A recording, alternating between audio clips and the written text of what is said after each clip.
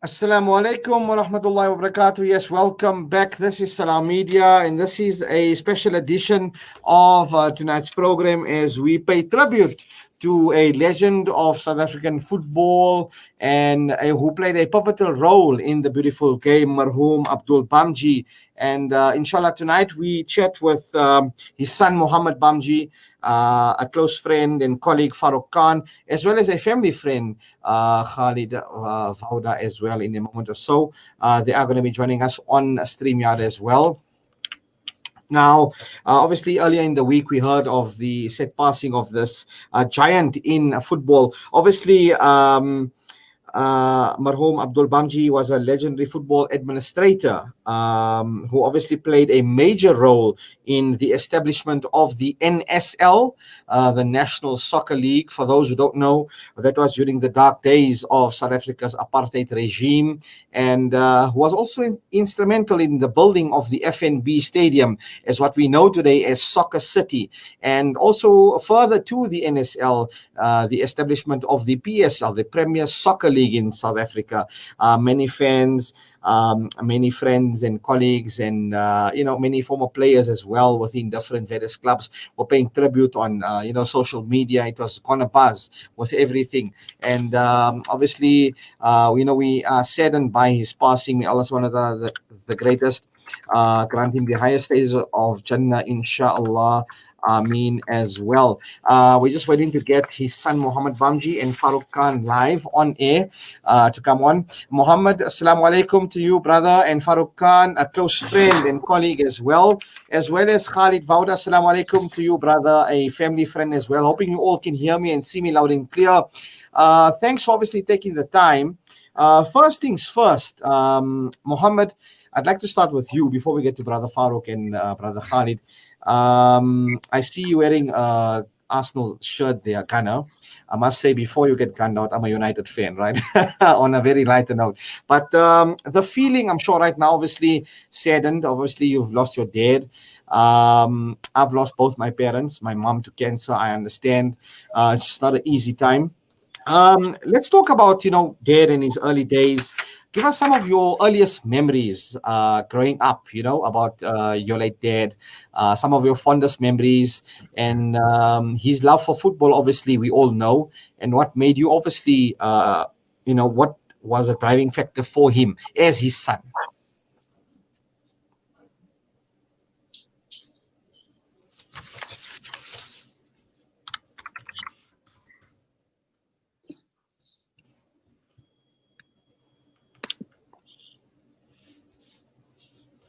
Mohammed, we just can't hear you. If you can unmute your mic, please. Unmute. Okay. We just struggled to get a sound there. But Brother Farouk, can you hear me and see me now? Yeah, I can see you clearly. Can you Okay. hear me? Alhamdulillah, yes, I can, loud and clear. Brother Khalid, can you unmute your volume there, please? Yes. Can you? Assalamu alaikum to you. Yeah, perfect. Assalamu alaikum. Assalamu alaikum. Great stuff. Great to have you with us. Okay, while we're waiting to get Muhammad Bhamjee on the airwaves of Salam Media, Farouk, obviously you were a director of coaching, obviously Stars of Africa Football Academy. You obviously were a colleague and a friend to marhum Abdul Bhamjee. Talk to us about, obviously, as a colleague, the character and personality. We know Mr. Razmataz, Mr. Soccer himself. And look, I'm a late 80s model, I'm an 88 model. So we were quite young during those days. But, we know the FNB Stadium with my late dad going up into the 90s, it was the blue seats and everything, before it was the 2010 World Cup. But your fondest memories of, obviously, as a friend and a colleague, the personality that Brother Abdul Bhamjee marhum had. Talk to us about some of that. Well, firstly, let me just give you a bit of an idea. I met Abdul Bhamjee with a friend of mine when he was still in prison. We used to visit him at the Sun City prison, and that's when we became quite talkative about football. He had a great passion for the game, and we would speak for quite a while. When he was released back in the shop, I used to visit him, and we would speak for hours about the beautiful game and how the game has progressed and how it could have even progressed further. I believe that, with somebody of his caliber, the game could have grown to even greater heights today. Now at this point, I want to intervene. What age were you both at, if I may ask, during that time? Well, I was in my late 40s when I met Uncle Abdul, and I met him through a friend of mine, Mackie Chinya. And go to the shop, and we used to talk about football. We just had a passion for the game, and I just felt that he was somebody that really gave football the true identity of entertainment. In those days when he used to do the Iwisa Spectacular, I mean, he was somebody that really brought life into football. And when he from football, it was a great loss to the game, I would say. I think if he had been in football, we would have probably been ranked much higher in the world of football, FIFA's ranking today. Yes. Now, obviously, that was during the darker days of the previous regime, etc. Brother Mohammed, you are on the airwaves. Assalamu alaikum. Hoping you can hear me and see me loud and clear. Okay, if you can just unmute your mic. We just can't hear you at all. Okay, so I'm going to get Sadek just to sort that out. We do apologize for that. Okay, now, Farouk, obviously, before I get to Brother Khalid, right, the difficulty and the challenges during those dark days, obviously, we know it wasn't easy. And, forming the NSL, the National Soccer League, who was a major player and a role player in that establishment, as to what we know today, the younger generation, as the PSL, the Premier Soccer League, etc. How was it transition, and what were some of the difficulties you had to go through as, I don't want to be, racist, but as a non-white at the time, and, some of the, hostilities around that, and bridging the gap, as what I would look at, former President Nelson Mandela used sport. And he mentioned you can use sport as a means of bridging the gap and bringing unity to post-apartheid South Africa. But at that time in the NSL, talk to us about some of the challenges you guys faced during that time. Well, I'll tell you, I wasn't very involved in the NSL per se, but from afar, I could see the challenges we had as young footballers coming up. Facilities was a problem, competition was. And this is where a story that comes to mind that Uncle Abdul shared with us was the fact that when he went to Zurich and he introduced himself from out of the blue, remember South Africa was in isolation at the time. And he introduced himself as somebody from South Africa, a football administrator. And when he spoke to the people there, he called upon them and said, listen, I want to speak to your big guys here. He got to meet some of the big guys at FIFA, introduced them and said to them, this is what is happening to our football in this country. And I think if you can recall, he was the first person to bring us the World Cup. Sometimes people forget his influence in bringing us that first World Cup. Yes. People only think about him being involved with the NPSL as such, but he brought us the World Cup. He was an ambassador for the game, an ambassador that could speak the game. He knew the game inside out. He knew his subject so well. I mean, when Abdul spoke, people listened. He had this dominance, he had this personality that made people sit up and listen. So, when you have people like Abdul in the game, and people can convince people. He could walk into a boardroom and just tell you, hey, listen, keep quiet, I'm talking. Yeah, he had a time when he had a fallout with the Louis Lake group. And, they threatened him, but he stood his ground and he said to them, no, you guys will not do what you want to do. And it was sad to see at the end, all the good work he did, he was judged incorrectly. I feel he took the fall for many other people that benefited from his hard work. Obviously, and we benefited. I mean, 2010 World Cup, I was 21 at the time. Wow. The whole world came to South Africa. I mean, all the footballing legends, we saw the likes of Lionel Messi and Frank Lampard, Wayne Rooney, the list goes on, Back in the apartheid era, obviously, as your youth days growing up, you mentioned a talking point about facilities. Today, alhamdulillah, we've, I played for Lesco and Tigers like when I was a teenager, and we've had, alhamdulillah, some good facilities for us. But I just want to pause you there for a moment. I'd like to move to Brother Khalid Vauda. Assalamu alaikum to you, Khalid. Alaikum salam wa rahmatullah. Khalid, obviously, great stuff. I can hear Muhammad there. Finally, we do apologize for that inconvenience, Muhammad, but I'm touching with Khalid at the moment. Now, obviously, as a family friend, etc., some of your earliest memories of Marhum Abdul Bhamjee, and within your time that you spent with him, talk to us about, some of the memories and some of the inspiration that he gave to you as a personality. We heard from Farouk that he had a dominant personality. He was Mr. Soccer, Mr. Razzmatazz, and I'll get to Muhammad about that because obviously I've seen some pictures that he was quite stylish. Khalid, talk to us about what you can share with us about Marhum Abdul Bhamjee. So we lived on the same street in Mayfair, and that's when actually Muhammad, myself, and Muhammad's two brothers, Yusuf and Faisal, formed a friendship. This would have been back in the early 90s, late 80s, early 90s. Uncle Abdul went on to become, so my dad and Uncle Abdul, I would put down as my two role models in life. My late dad and now late Uncle Abdul. Uncle Abdul, the confidence that he carried himself with is something that I was about maybe 12, 13 at the time. That was something that I was stuck in awe with, always. Whoever he was with, he carried himself with the utmost of confidence, and he had a unique quality in that whoever he was conversing with, whichever group of people he was in, whichever race group they were from, he would be able to transcend those barriers very easily. And as Coach Farouk was saying, when he spoke, people listened. So for a youngster now, all starry-eyed at the age of 12, 13, this was something unique for me, especially coming from we were just coming towards the end of segregation, of apartheid. We were still seeing the ugly bits of it. So for me to see somebody from our community carry himself with this confidence, and not just that, but go on to make an impact, a major, major impact in the country at that time. It was very critical. The timing around this part is very important for the listeners to understand. Okay. That was something that was absolutely crucial because we are much more younger. You would obviously know a bit more. Yeah, talk to us. So we couldn't go to places. Coach Farouk is saying we had trouble with facilities. We were all loved playing football. We didn't have a decent football ground to play on. All our ball was played in the park. It was played on the streets.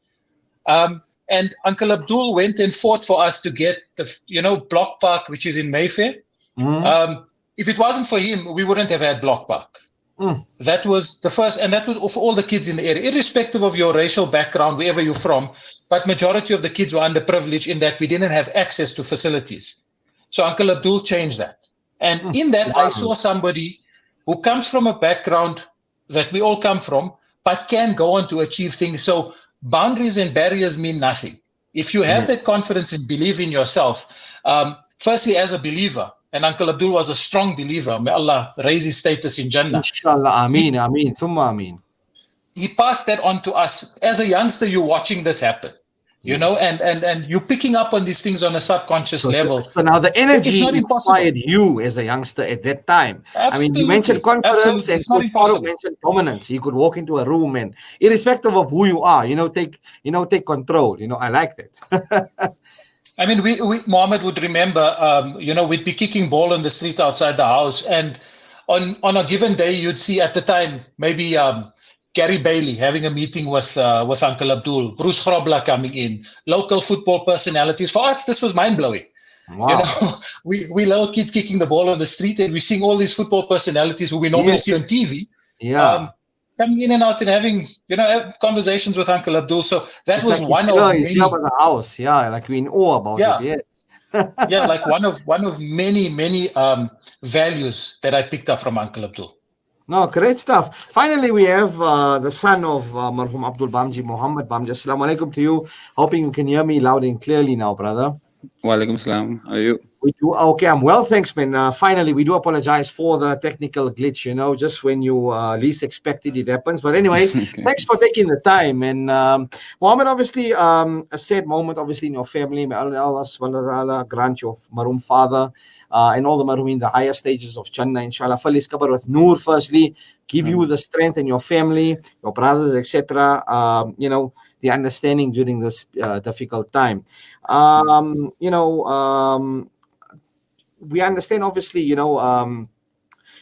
your late dad obviously was a major role player in the establishment. And I spoke to Coach Farouk and Khalid while you were off air regarding the establishment of the National Soccer League, and obviously a pivotal role in what we know today as FNB Stadium, the Soccer City, you know.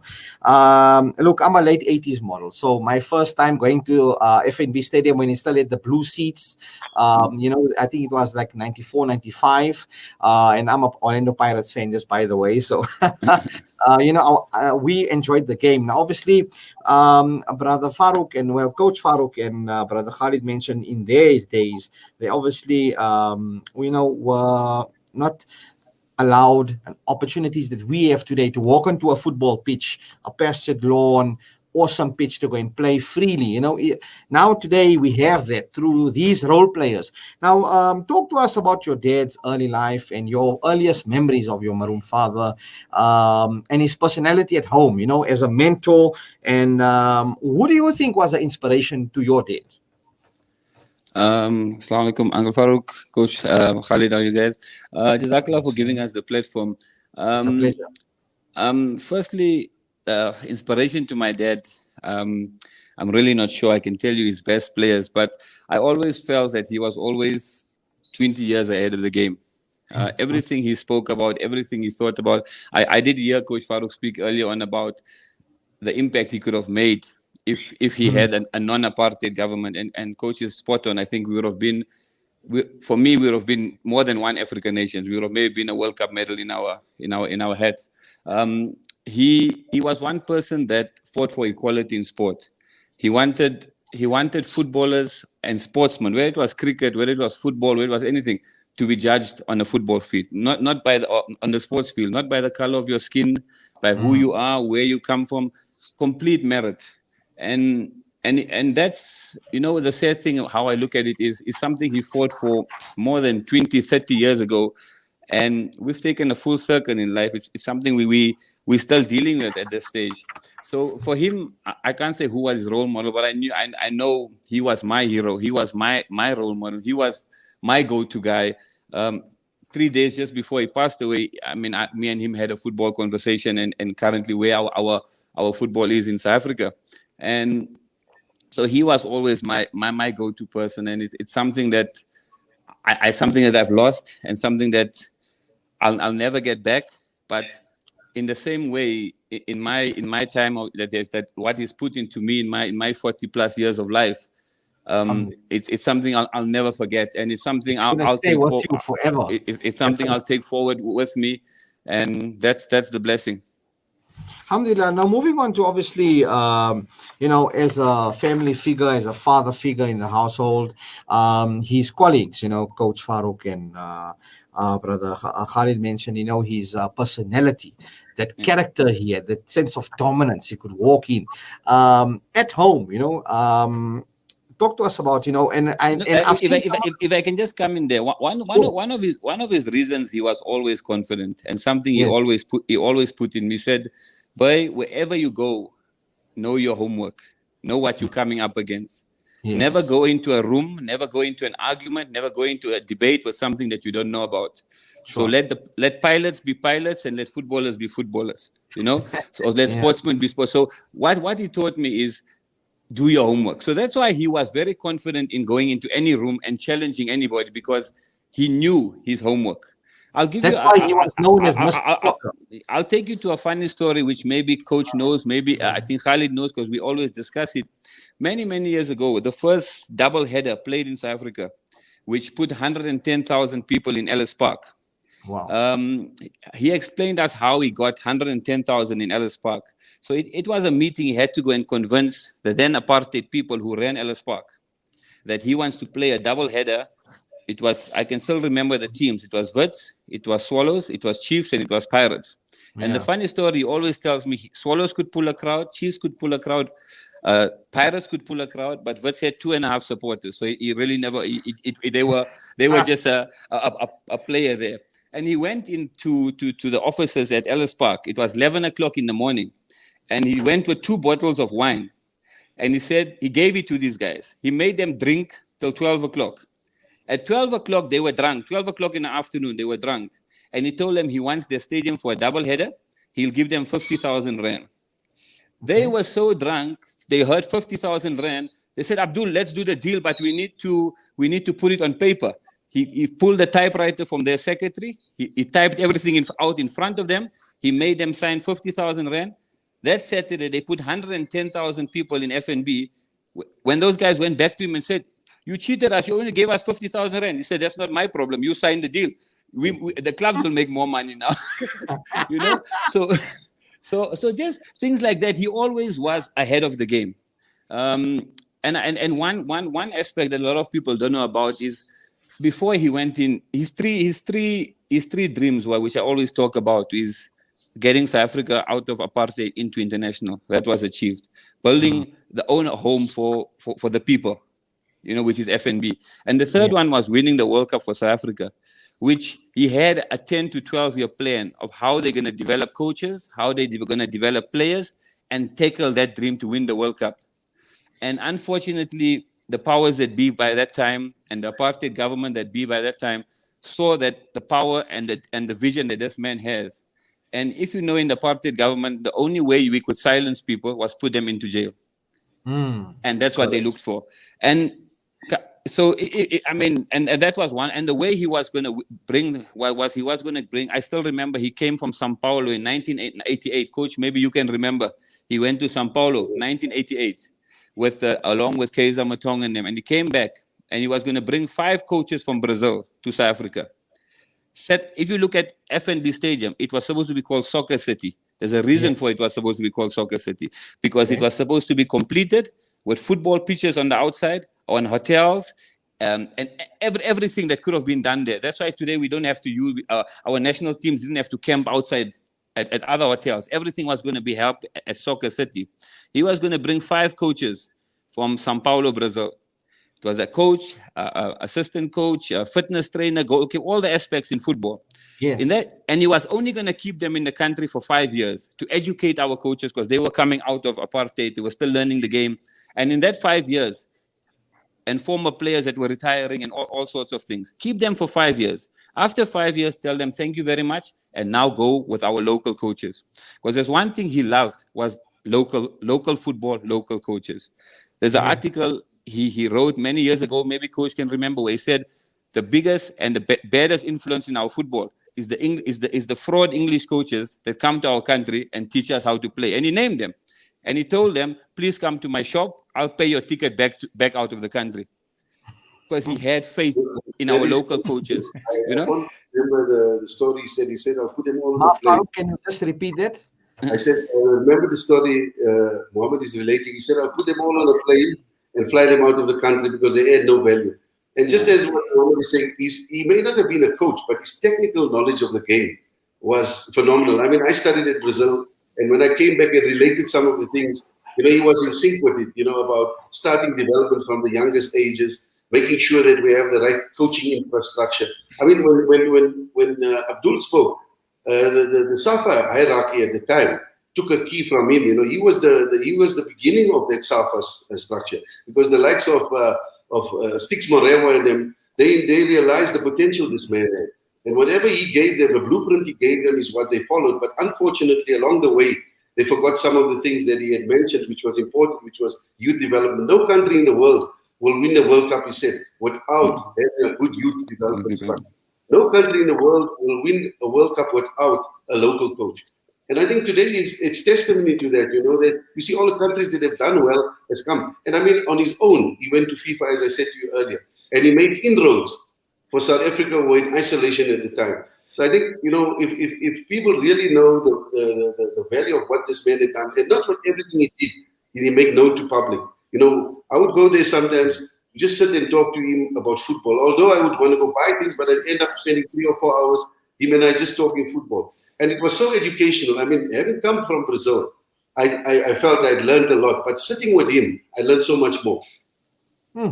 Now, Mohammed. Can I just jump in there? Just want to build on what Mohammed and Coach Farouk said.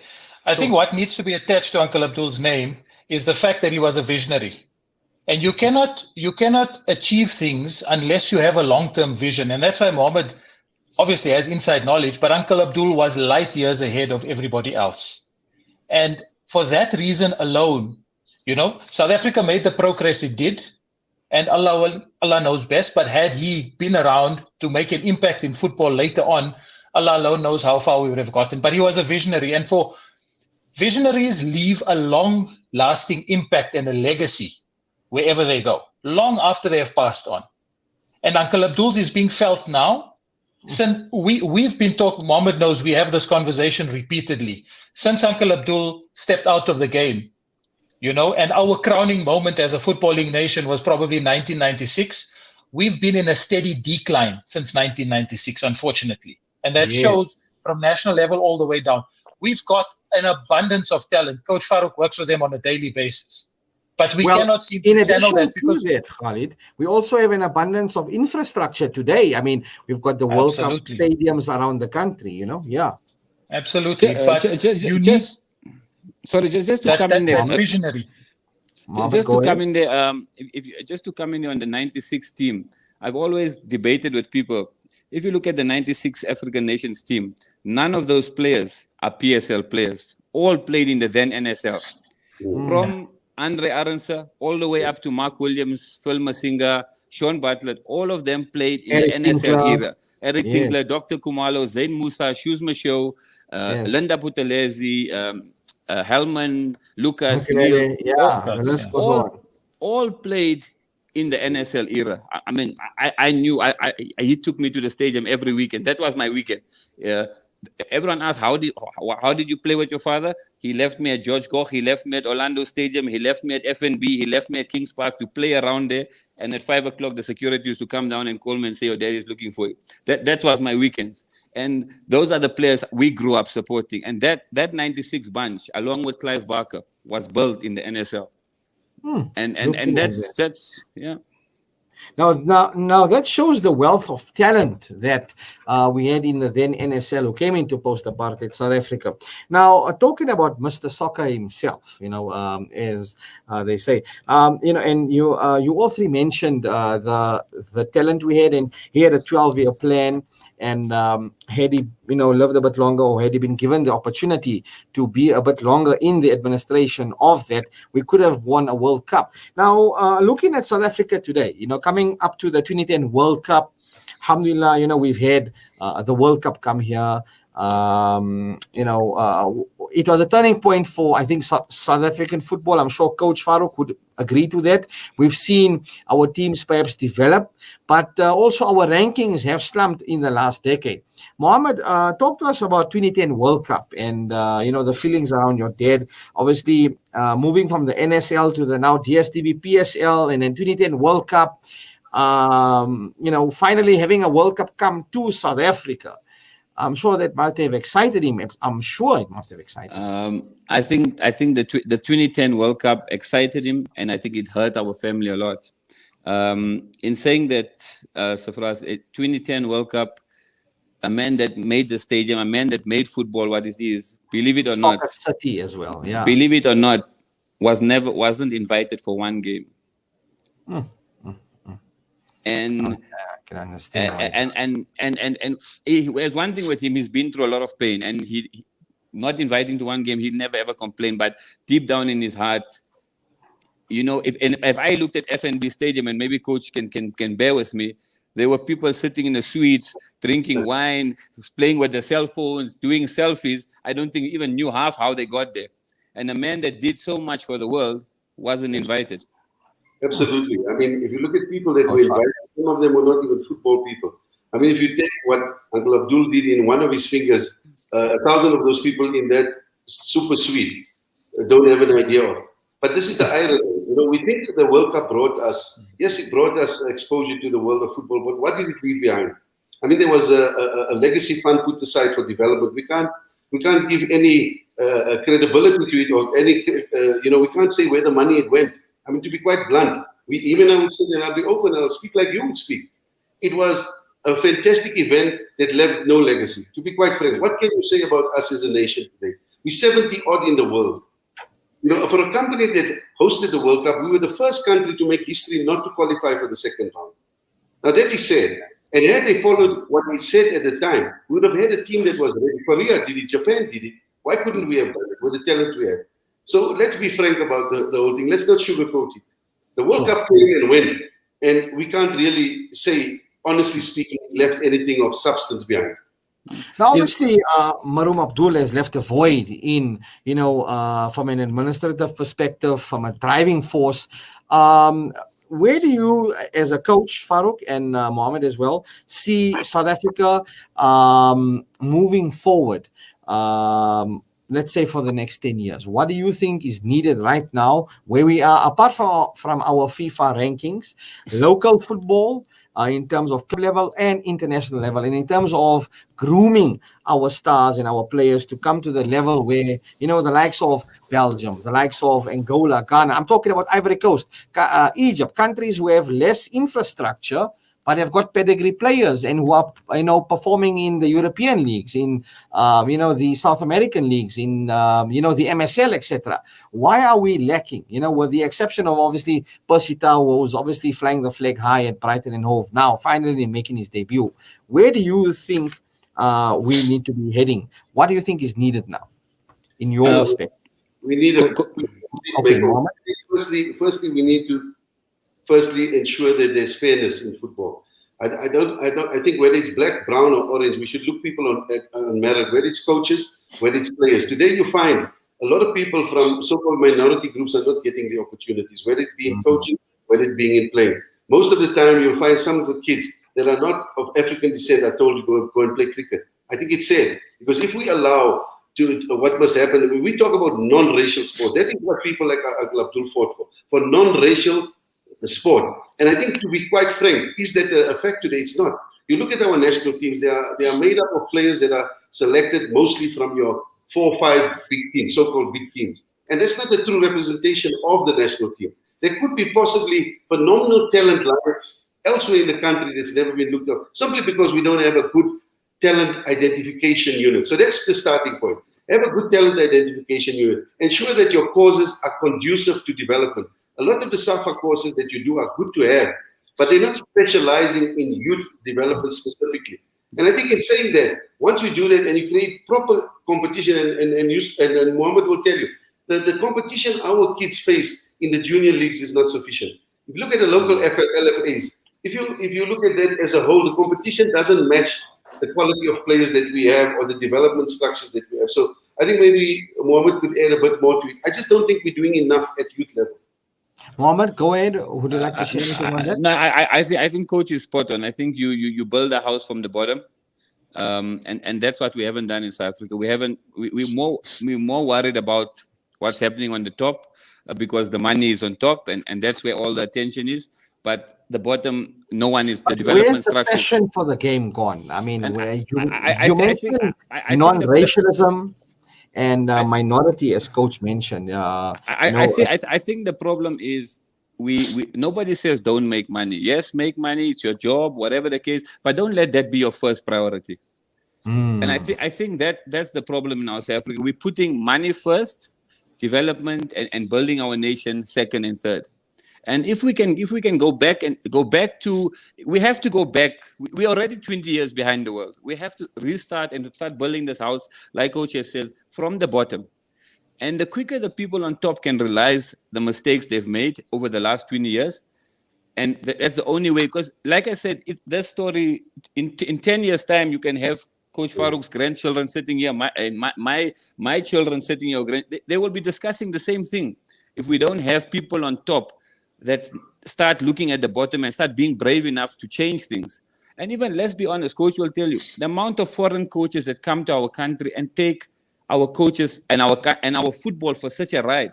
They keep getting hired and fired at every PSL team. And we got good local coaches that are struggling to get a job. And it's just sad. And I mean, we need to start building this house from the bottom. Our development needs to start fixing up. And like Coach has said, also the local leagues needs to start getting stronger all the way from the bottom. And if your house is built from the bottom, you have a good foundation. Mohammed, as you said earlier, in your intro towards earliest memories of your dad, let pilots fly planes and let footballers play soccer. Stay in your lane. Well, all I can say is, we should learn from, your marhum father and coach, and brother Khalid would also agree that we can take what, the inspiration he's given to you guys on a personal level. I mean, you guys have been blessed to spend time with him. Although I'm a 88 model, the year the Ford Sierra was launched. But anyway, we can make a difference. I think let's not lose hope. Let's be positive and move forward. But I think as you mentioned, bridging the gap among non-racialism, I think, is important, and that's what Mr. Soccer, Mr. Raz Matez, Marhum Abdul fought for, as you all three have shared with us.